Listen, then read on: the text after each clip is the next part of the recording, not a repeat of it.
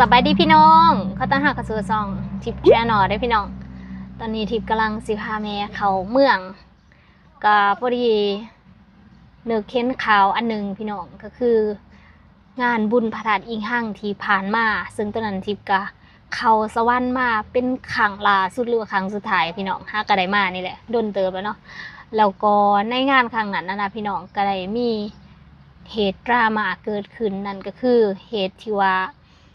ถือปาดกระเป๋าแล้วก็สูญเงินไปเป็นจำนวนลวงหลายแล้วก็บ่แม่นคนเดียวอยู่ได้ที่เสียก็คือหลายคนหนึ่งในหันเคสดังๆก็คือมีเคสกุ้งต้องร้องที่ว่าเรานะเป็นอินฟูสื่อดังของลาวแล้วก็เป็นครูสอนแล้วก็เป็นคนที่ว่ามักช่วยเหลือสังคมแล้วก็เล่านี่ก็เป็นคนหนึ่งที่ว่าเฮ็ดแบรนด์เป็นของตัวเองก็คือเฮ็ดแจวป้าบำซ้ำเนื้อมาขายเพราะเราเป็นคนซ้ำเนื้อซึ่งซ้ำเนื้อนี่เขาเจ้าก็สิดังเรื่องของแจวป้าบำนี่แหละพี่น้องแล้วเพิ่นก็เอามาขายในบุญฐานในห้างแล้วก็ตอนนั้นค่ะที่ว่าเพิ่นกำลังจัดบุญอยู่นะก็ได้เกิดเหตุกระเป๋าเสียซึ่งในกระเป๋าเพิ่นก็จะมีแหวนเพชรแล้วก็มีเงินสดเป็นเงินเก็บแล้วก็เงินบาทรวมๆมันมีแหวนมันมีหยังนะรวมๆกันก็ประมาณ100ปลายกว่าล้านซึ่งได้เสียในตอนนั้นแล้วก็มีอีกคนที่ว่าไปหล่อบุญก็ถือแหกกระเป๋าสูญเงินคนละ4 ล้าน5 ล้านแล้วก็ถ้าได้ในไอ้ซุกที่ว่าบุญเสียอยู่เงินเสียอยู่งานฐานอีหังอะนะป่วยหลายเงินเสียอะไรก็4 ล้านอะไร4 ล้านแล้วก็หลายล้านแล้วก็แค่นั้นก็จะสรุปออกมาประมาณ10 ปลายล้านหรือว่าประมาณ19 ล้านแหละพี่น้องหลายคนที่ว่าเสียเงินไปนะถ้าทิพย์กระเบิงข่าวก็บ่คิดว่า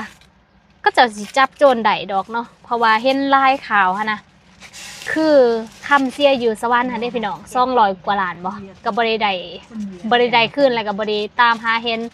แล้วก็มีอีกหลายๆกรณีที่ว่าขี้ลักมักจกอยู่ในลาวนี่ก็บ่สามารถตามตัวได้ค่ะนะแล้วก็บ่คิดว่าต้นนี้น่ะเพิ่นสิจับได้บ่ได้คิดว่าสิจับได้ได้พี่น้องเพราะว่างานบุญจังซี่น่ะสลายหลักไปกับบ่เคยจับได้จักเทื่อนะแต่ว่าครั้งนี้จับได้พี่น้องเดี๋ยวสิมาอ่านรายละเอียดให้ฟังซึ่งต้นนี้นะ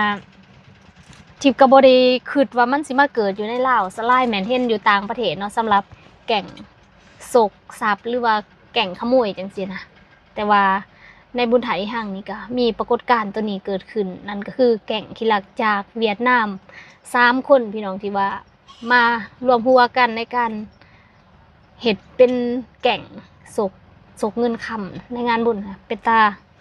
าหยาดเนาะซูเมอร์นี่ค่ะนะพี่น้องเดี๋ยวสิมาอ่านข่าวให้ฟังขับรถก่อนตัวนี้กระเป๋าเอาเงิน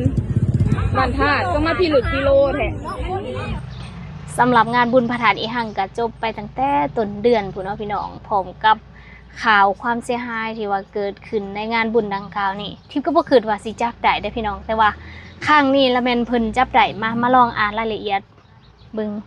ซึ่งข่าวนี้ออกมา4 วันก่อนพี่น้องว่าสิมาเฮ็ดข่าวอยู่แต่ว่านั่นนี่หากได้มาอ่านเบิ่งก็สมใส่เจ้าหน้าที่ที่ว่าสามารถจับได้แล้วก็เป็นข่าวใหม่เนาะที่ว่ามีแก๊งแบบนี้อยู่ในลาวซึ่งก็บ่ฮู้ว่าที่ผ่านมาเวลาแบบเพิ่นจัดงานบุญแล้วมันมีโดนกรีดกระเป๋าแบบนี้ค่ะนะแม่นปรากฏการณ์ย่อถ่อแบบเดียวกันบ่เนาะมาลองอ่านอันนี้ข่าวจากหอการแถลงข่าวและวัฒนธรรมแขวง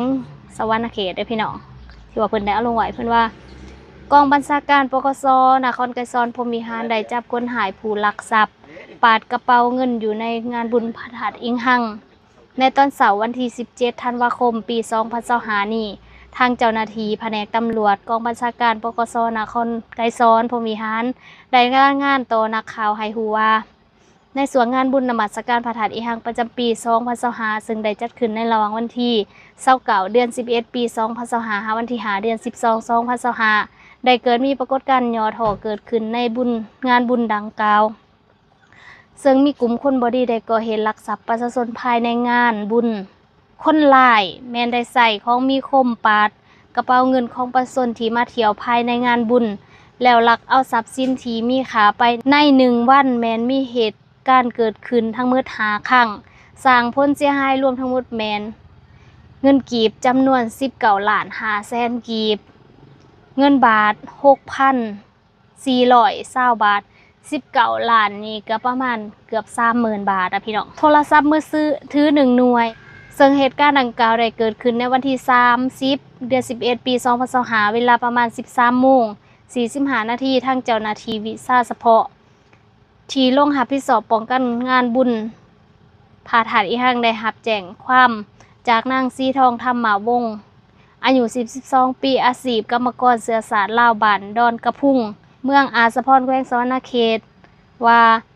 ในวันเดียวกันผู้เกี่ยวกับครอบครัวแม่นได้มาเที่ยวงานบุญพระธาตุอีหังเมื่อฮอดงานบุญก็ได้พากันหล่อซื้อสินค้าและเที่ยวชมการแสดงภายในงานแล้วได้ไปเบิ่งการแสดงการฟ้อนรำอยู่เวทีกลางในนั้นผู้เกี่ยวจึงได้เอากระเป๋าที่พายมาไว้ด้านหน้าจึงได้สังเกตว่ากระเป๋า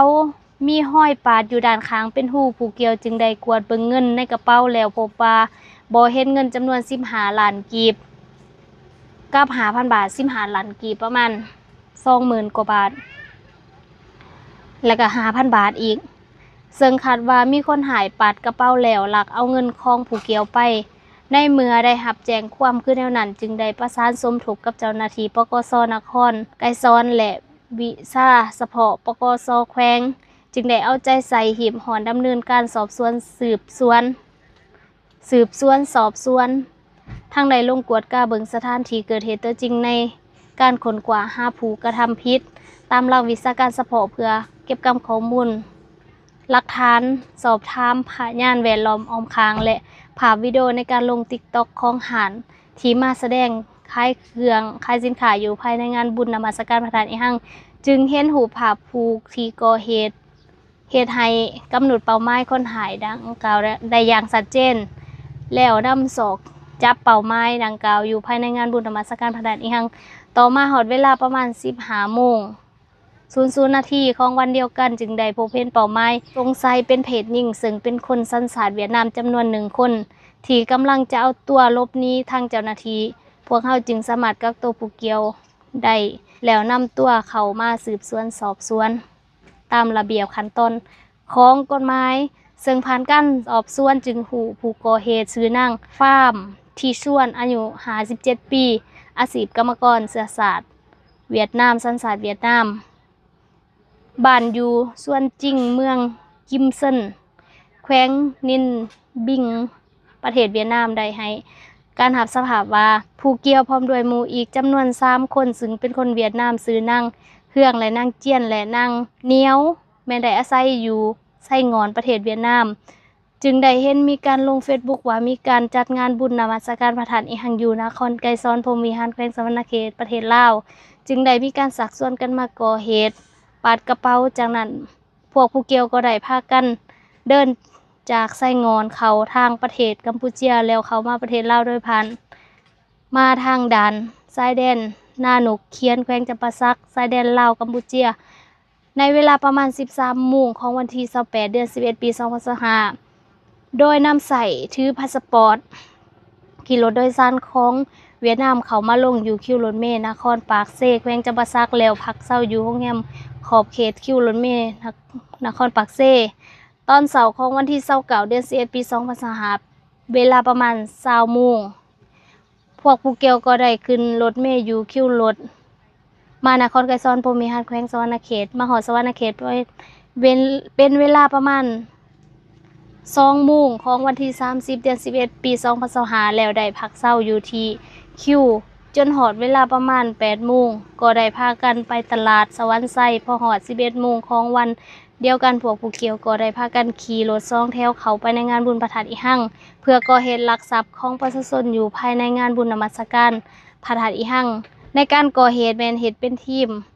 แบ่งความรับผิดชอบหน้าที่ไผมันคือนางเฮืองเป็นผู้สอกหาเป้าหมายที่จะลงมือหลักโดยที่จะเหลือเอาเป้าหมายที่เป็นเพศหญิงที่พายกระเป๋าและบ่มีความระมัดระวังแล้วจะพากันอย่างติดตามหาเป้าหมายไปซื้อเครื่องหรือเลือกซื้อสินค้านางเฮืองจะเป็นผู้เข้าไปใกล้ชิดกับตัวผู้เสียหายแล้วให้นางฟ้ามที่ส่วนกับนางเหนียวจะเป็นผู้เข้ามาประกบคนละข้างบางบุคคลอื่นที่จะเข้ามาไกลหรือบางบ่ให้คนอ้อมข้างเห็นส่วนนางเจียนจะรอท่า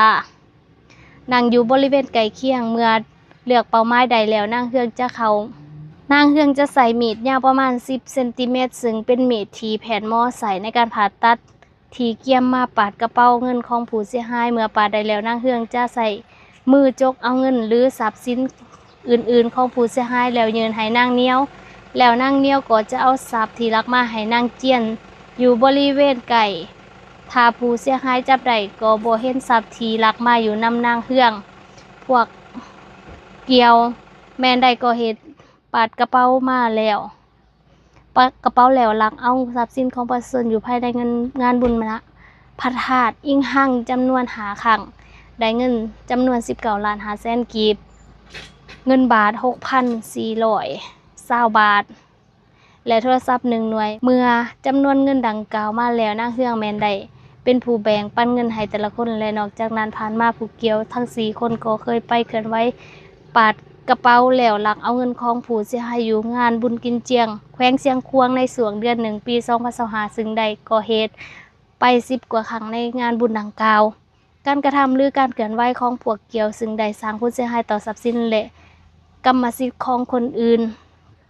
นอกจากนั้นยังสร้างความบ่สงบและความบ่เป็นระเบียบเรียบร้อยในสังคมต่อเหตุการณ์ดังกล่าวนี้แม้นผิดต่อประมวลผลอาญาแห่งสปป.ลาวฉบับปรับปรุง2017มาตรา231ส่วนนางเฮือกและนางเจียนและนางเหนียวปัจจุบันพวกเกี่ยวแม่นได้เอาตัวหลบหนีจากการดำเนินคดีของเจ้าหน้าที่ปัจจุบันทางเจ้าหน้าที่ของพวกเฮาแม่นยังได้สืบต่อนำกับตัวพวกเกี่ยวทั้ง3 คนมาเพื่อดำเนินคดีตามขั้นตอนของกฎหมายและนางพามที่ส่วนผู้ถูกหา